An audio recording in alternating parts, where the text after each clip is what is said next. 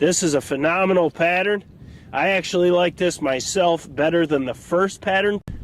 We dropped much, but this one right here for all my hunting pattern guys, my uniform dense pattern, this right here is going to be hard to beat at all. That is once again an outstanding performance from long TS. I mean, I don't see really how you could hate to only see truly 2 real flyers, and that size pay is unreal.